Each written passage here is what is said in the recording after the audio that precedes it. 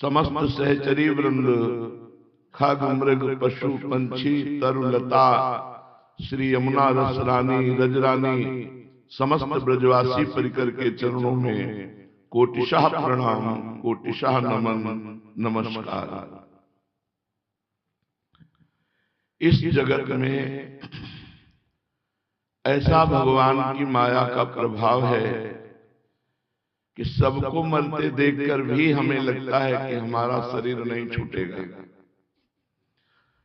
सबको भोगों में रत और असंतुष्ट देख करके भी हमारा मन कहता है कि भोगों में ही संतोष है, भोगों में ही सुख है, भोगों में ही आनंद है। सबको बिछुड़ते देख करके भी हमारा मन कहता है हमारा परिवार हमसे नहीं बिछुड़ेगा। ऐसा भ्रम बैठ गया है।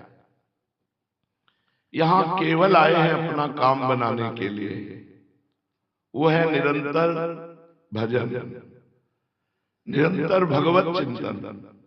हमारे